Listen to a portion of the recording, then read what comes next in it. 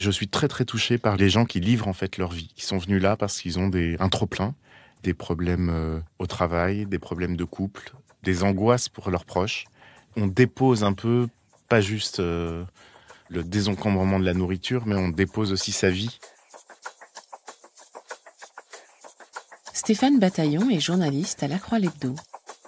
À l'occasion du carême, il a réalisé un jeûne d'une semaine organisé à l'abbaye de Pradines, près de Roanne.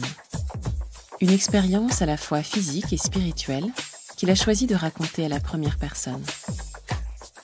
Dans ce podcast, un journaliste de La Croix raconte les coulisses d'un reportage, d'une enquête ou d'une rencontre, ce qui s'est passé avant et comment il l'a vécu. Vous écoutez l'envers du récit.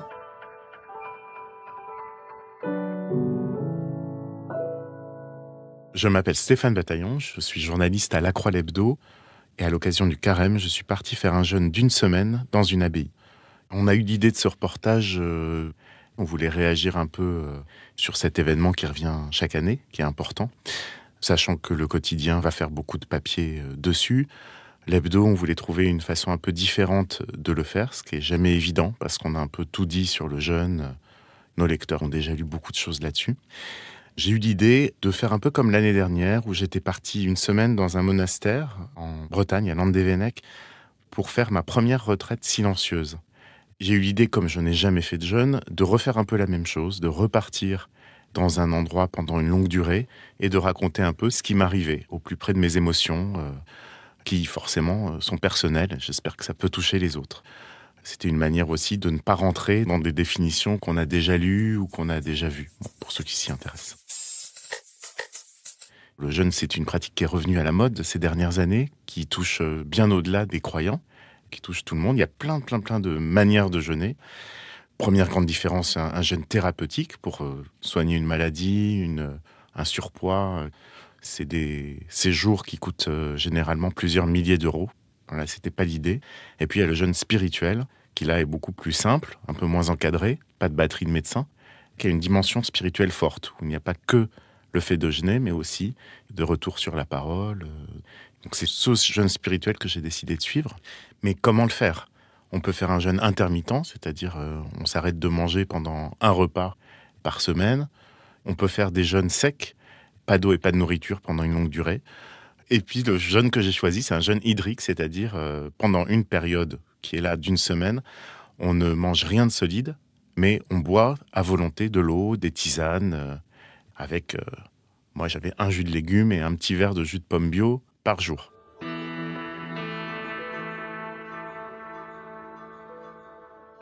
J'ai fait un grand travail de documentation avant de partir. J'ai lu pas mal de livres, des livres à la fois spirituels et des livres de documentation sur la santé, le jeûne et la santé. Et je me suis aperçu qu'en fait, cette question du jeûne, pratique millénaire, mais étudiée surtout depuis le XXe siècle au niveau santé, est encore grandement débattue par les médecins. Donc bien sûr, il y a plutôt un a priori favorable. On montrerait que ça peut régénérer certaines parties du corps, tout ça.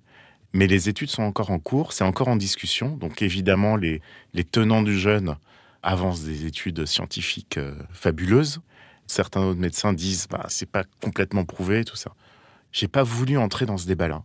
Je me suis dit je vais tenter l'expérience. Ce qui est sûr, c'est qu'a priori, le type de jeûne que j'allais faire n'était pas dangereux pour la santé.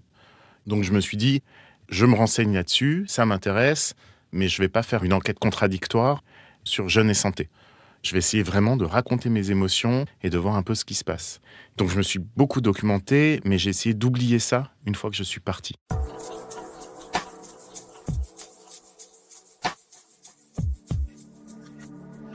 Comme c'était un reportage pour le carême pour la Croix, on s'est dit il faut quand même un lieu spirituel, chrétien. Donc je me suis un peu renseigné. Au journal, plusieurs personnes connaissaient Jean-Luc Souveton, qui est prêtre du diocèse de Saint-Étienne et qui est un peu dans le milieu chrétien, le spécialiste du jeûne. Il a monté des assises du jeûne chrétien, de l'écologie, tout ça. Donc je l'ai contacté, je lui ai proposé mon projet et je lui ai dit, l'idée c'est pas de faire un reportage sur vos sessions, mais c'est vraiment de venir comme un jeûneur lambda et de raconter ce qui se passe avant tout en moi. Ce qui tombait bien parce que dans les sessions de Jean-Luc Souveton, les gens viennent souvent pour décharger un peu ce qu'il y a de lourd dans leur vie. Ils ont besoin d'une semaine de pause et il peut se dire des choses très intimes.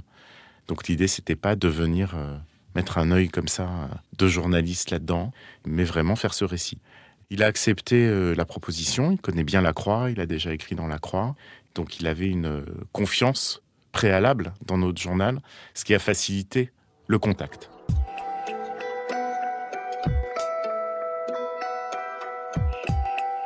Avant de partir faire une session de jeûne d'une semaine, il est très important de respecter un temps qu'on appelle la descente alimentaire. C'est finalement la phase de préparation la plus importante, sans quoi on risque d'avoir des problèmes si on arrête trop brutalement la nourriture. Nausées, maux de tête, tout ça. Je ne m'attendais pas à ce que cette descente alimentaire soit aussi importante. Dans les 15 jours précédant mon départ, j'ai arrêté quand même le café, la viande, l'alcool et petit à petit le poisson pour ne finir qu'à manger des légumes et un peu de riz. Ça m'a fait perdre 4 kilos. Donc déjà rien que ça, en m'y tenant vraiment assez fermement, j'ai tout de suite vu l'effet d'un nouveau rapport à son alimentation, sans parler de jeûne. Ça, c'était pour moi une première et satisfaction et surprise. Je ne pensais pas que ça pouvait aller si vite. C'était la seule préparation réelle avant de partir dans cette expérience-là. Mon expérience précédente en abbaye, j'avais eu très très froid. C'était à peu près à la même période, en janvier-février.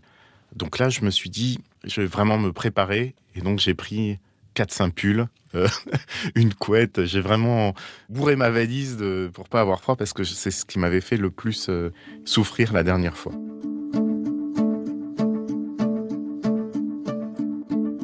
Donc, je pars et coïncidence, je m'étais fait baptiser vendredi, 2 jours avant mon départ pour le jeûne. Ce baptême était directement en lien avec mon précédent article, la retraite au monastère. C'était à cette occasion-là, j'avais pris la décision de sauter le pas et de confirmer mon identité protestante que j'ai depuis l'adolescence, mais n'étant pas baptisé. J'avais pas du tout prévu d'en parler dans mon article. Mais il se trouve que l'organisation des sessions ont fait qu'il n'y avait que ce créneau-là, en fait, pour partir et être prêt à temps pour la publication de l'article. Et en fait, ça a tout changé. C'est-à-dire que cet événement personnel dans ma vie, qui était plutôt une confirmation de ma foi protestante par un baptême, qui avait donc pris 1 an à se concrétiser, qui est une autre histoire, qui est très personnelle.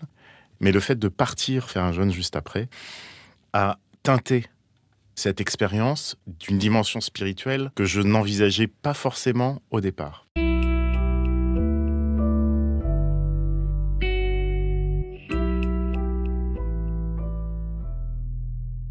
J'arrive à l'abbaye, qui est à Pradines, dans la région de Lyon. J'ai eu un problème de train et j'ai réussi à contacter les autres participants. J'ai tout de suite eu quelqu'un qui a pu venir me chercher à une autre gare. On a tout de suite sympathisé avec Lucas, qui s'inquiétait un peu d'arriver tout seul dans un groupe inconnu. Et en fait, ma proposition de venir me chercher l'a beaucoup aidé. Et ça a vraiment brisé la glace dès le début. Quand on est arrivé, l'abbaye de Pradines, on s'est retrouvé dans une salle qui n'était pas formidable. Une salle de retraitants, un réfectoire, assez quelconque. Et tout de suite, je me suis dit, mince, qu'est-ce qu'on va pouvoir montrer ? Alors, le précédent article, j'avais travaillé avec un photographe qui s'appelle Stéphane Lavoué et qui avait fait un travail magnifique, personnel, sur le monastère où on était. Cette fois-ci, on n'avait pas prévu ça. C'était pas dans le même cadre. Là, j'entrais dans un groupe constitué. Dès le début, on s'est dit, ça va pas être la bonne stratégie de faire venir encore un second regard extérieur dans le groupe. Et avec Bruno, le directeur photo du journal, on a eu cette idée-là que je prenne les photos moi-même et qu'ensuite on illustre par autre chose, qui sont des dessins de presse.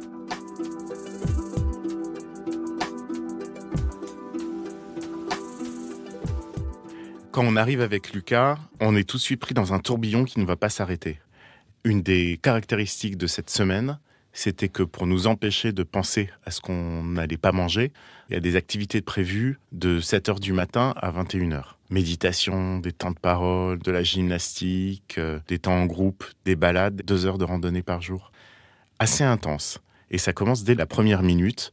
Le père Jean-Luc Souveton nous demande de décharger tout ce qui va être nécessaire pour la semaine, les tapis de méditation, tout ça, et d'enchaîner tout de suite sur une première réunion de présentation. On n'a pas trop le temps de se poser dans une chambre, de voir un peu comment ça se passe. Alors quand même, je dépose mon sac, je m'assure qu'il y a un radiateur, Euh, ça va, il fait chaud, donc c'est une grosse angoisse de moins. Et aussi, je savais que la première expérience à faire, c'était une purge. Quand on arrête de manger, il faut purger son estomac en buvant. Et je me suis dit, mais on est 20 personnes. J'espère qu'il y a beaucoup de toilettes. Donc je vais voir en premier lieu les toilettes. Je me dis, ah non, il y en a plusieurs, ça va.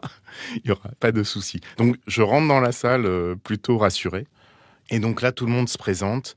Et alors j'ai rencontré une vingtaine de personnes, en couple ou seules, en activité ou retraités.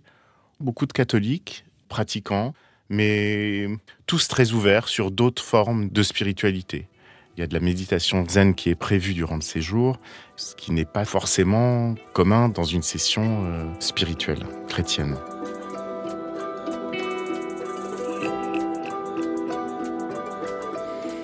Donc des gens en confiance, beaucoup de gens qui ont déjà fait des jeûnes.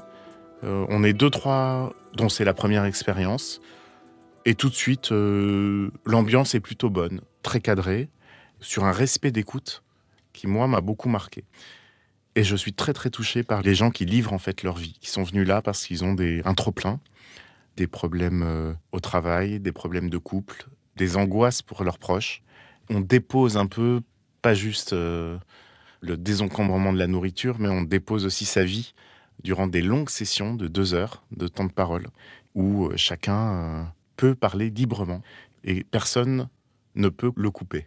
C'est très intéressant parce qu'on voit un peu que les gens, quand on leur laisse un champ libre, parfois disent 2-3 phrases et s'arrêtent. D'autres restent pendant une demi-heure à parler. Ça crée une qualité d'écoute incroyable. Et très rapidement, je me suis dit, je ne vais pas raconter un peu ce qui se passe précisément dans la vie de ces gens-là. Parce que justement, ils viennent ici pour se livrer devant d'autres personnes qui sont dans une écoute bienveillante, mais qui ne sont pas des amis. Et ça doit rester au sein du groupe de parole. Si je le raconte, déjà, ça n'aura pas d'intérêt pour le lecteur, parce que finalement, c'est des conflits ou des problèmes qui sont très aigus pour les personnes, mais que tout le monde peut rencontrer, et ils ne font que dire le problème. Certains réagissent, donnent des pistes, tout ça, mais on est plutôt dans le besoin de, après avoir enlevé la nourriture de son corps, on sort les mots qui nous pèsent, qui pèsent sur l'estomac, qui pèsent dans le dos. Donc je décide de respecter ce temps intime et je leur dis. Je dis, écoutez, ne vous en faites pas, je suis journaliste, mais on gardera tout ce qui est ici pour nous. À la fin du reportage, j'ai demandé, mais c'est bizarre, on n'a pas pris de photos. Personne n'a pris de photos les uns des autres. Pourtant, on a vécu des moments sympas. Lors des randonnées, il y avait des éclats de rire, il y avait des partages intimes de la vie. Bon, personne ne prenait de photos et quelqu'un m'a dit, mais en fait, c'est vraiment pas le but. L'idée, c'est d'avoir une semaine vraiment à soi, où on peut se poser et ensuite repartir sans crainte. On peut reprendre nos masques sociaux. Donc j'aimais bien ça, mais professionnellement, ça me posait un problème. Le lieu n'était pas fabuleux, l'abbaye est très belle, mais cette salle de retraitants est un peu quelconque. Et les personnes n'ont pas trop envie d'être prises en photo. Donc comment je vais pouvoir illustrer l'article au final ? Je me suis souvenu d'un article de Society qui traitait d'un fait divers dont on n'avait pas vraiment retrouvé les protagonistes. Et ils avaient fait le choix d'illustrer une dizaine de pages d'enquête par des photos des lieux du fait divers, mais vides. Et je me suis dit, peut-être que c'est intéressant de jouer avec le vide du jeûne. On enlève quelque chose d'important, on a un espace à soi, un temps qu'on n'a jamais, et de le traduire en photo. Donc ce que j'ai fait, c'est que j'ai pris tous les éléments qui étaient à ma disposition, simplement comme des polaroïdes un peu vides. Ça allait du verre de jus de pomme à ce qui m'a servi pour la purge, le magnésium, un tapis de méditation, l'intérieur de l'abbaye, l'église, mais juste comme ça, sans personne. Et puis, on a complété ça par des dessins d'humour. C'est Quentin Vijoux qui fait les dessins. C'était aussi un moyen de remettre les pieds sur terre et de créer un petit décalage qui ne gâche pas la sincérité du témoignage, mais qui permet d'enjoliver un peu, peut-être d'accueillir un peu plus le lecteur encore dans l'expérience intime, par le dessin.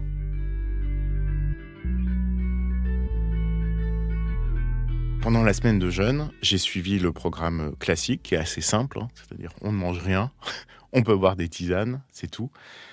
Et je me suis étonné à ne pas avoir faim. Je n'ai pas eu faim une seule fois durant toute la semaine. Et non seulement je n'ai pas eu faim, mais je n'ai pas eu les effets qui sont nausées, probables maux de tête, étourdissements, qui peuvent arriver. Parce qu'au bout de 2 jours, on a ce qu'on appelle la crise d'acidose, c'est-à-dire que le corps commence à puiser des ressources dans les graisses. Et ça peut provoquer beaucoup de maux différents. Comme j'avais très bien respecté la descente alimentaire, ces effets ont été atténués. Et en fait, je n'ai pas ressenti de gêne ou de souffrance, contrairement à certains participants qui avaient mal fait cette descente, qui ne l'avaient pas fait assez longuement, et qui là, forcément, la privation de nourriture, ton corps réagit tout de suite.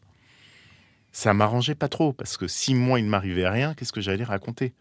Et en fait, cette angoisse est montée de jour en jour, puisque pour moi, en fait, je vivais complètement normalement. Sauf que le temps était un peu différent. C'est vrai que de ne pas avoir de temps de repas, ça désoriente un peu.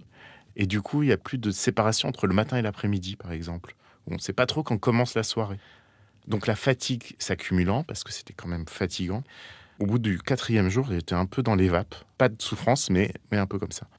Ça s'est très bien passé, rythmé par ces temps de parole, qui plus le séjour avançait, plus l'intimité entre nous grandissait, mais une intimité avec toujours une distance.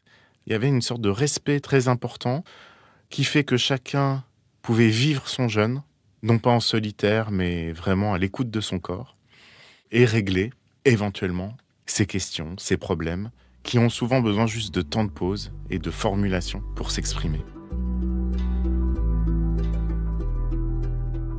J'ai ressenti à un moment, à la fin du séjour, ce qu'a dit une des participantes. Elle a dit « Je me sens un peu coupable parce que moi, tout va bien dans ma vie. » Et moi qui étais là pour des raisons professionnelles, je me suis dit « Moi aussi, en fait. J'ai pas grand-chose à dire parce que moi, tout va plutôt bien. Là. J'ai quand même admis quelque chose que j'ai redécouvert tout au long de cette semaine par la gymnastique et la méditation. C'était que j'étais un peu coupé de mon corps.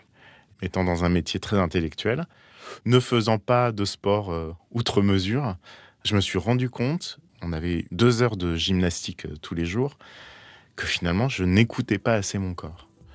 Je n'ai pas de réponse, mais ça m'a intrigué sur mon rapport à cette absence de faim, à cette absence de réaction, de sensation.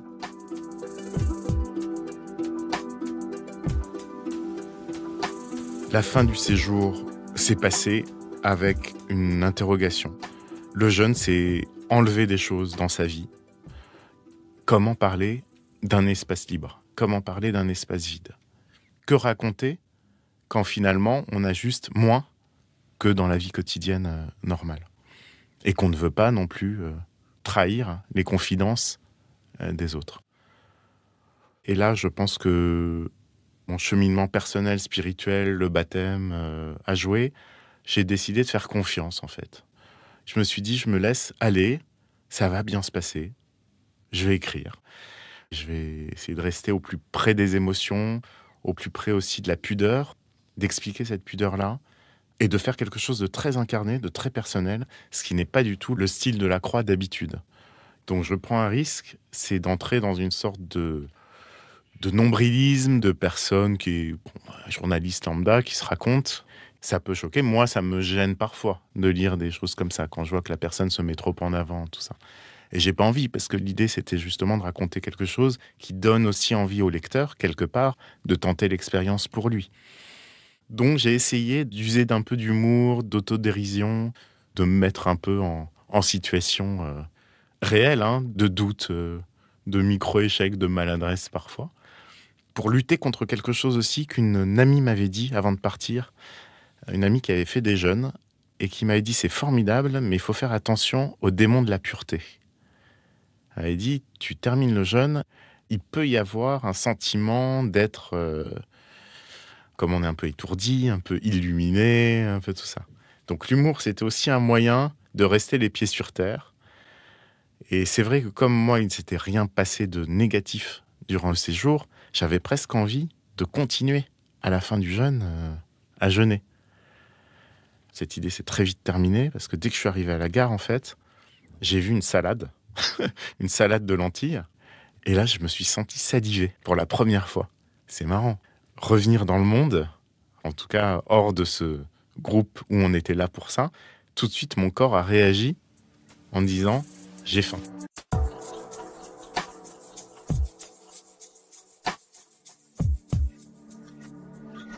Résultat de l'opération, j'ai quand même perdu 8 kilos sur les 3 semaines, que j'ai hélas repris en grande partie 2 mois plus tard.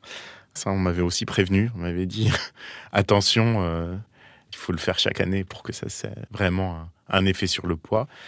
Donc physiquement, je suis content de moi, parce que c'est quand même bien de perdre un peu de poids comme ça. C'est spirituellement que ça a changé, et surtout dans mes habitudes de consommation. C'est-à-dire que je me rends compte que je mange plus de légumes qu'avant. Je fais beaucoup plus attention à la manière dont je mange, à mâcher lentement, à prendre en considération ce que j'ingurgite. Et aussi, je pense, un peu un rapport avec mon corps qui est pacifié. Je ne suis plus juste dans le haut de la tête. Voilà. C'est encore très neuf, donc je ne sais pas ce que ça va donner. Mais cette expérience, en fait, m'a apporté beaucoup, m'a apporté aussi beaucoup de rencontres. On est resté très en contact avec les participants du stage. Il y a eu des très beaux moments, donc ça, c'est toujours, je dirais, le cœur, en fait, de ce métier. C'est d'aller rencontrer des gens, d'aller échanger des expériences. Moi, c'est pour ça que j'aime faire ce métier de journaliste, de découvrir des nouvelles émotions, des nouvelles lignes de vie. Et je pense qu'en fait, j'ai envie de continuer ça. Donc, finalement, pourquoi je m'intéresse aux spiritualités ? C'est pas tant dans une visée encyclopédique ou de savoir. Ce qui m'intéresse, en fait, c'est de formuler les émotions que les gens ressentent dans cette dimension spirituelle de l'existence. C'est pas pour en défendre l'une ou l'autre. Je suis prêt à aller voir un peu toutes les spiritualités. J'aimerais bien, par exemple, passer une semaine dans un temple bouddhiste. Ça m'intéresserait de voir ce qui est différent. Et c'est de sentir la qualité des émotions qui sont ressenties dans cette dimension-là de l'existence. Et je pense que je vais continuer à explorer ça.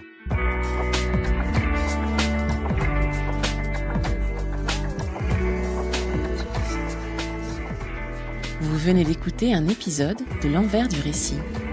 N'hésitez pas à le partager et à vous abonner à notre podcast. Le récit de Stéphane Bataillon est à lire sur le site et l'appli La Croix. Vous trouverez le lien dans le texte de description qui accompagne ce podcast. L'Envers du récit est un podcast original du quotidien La Croix.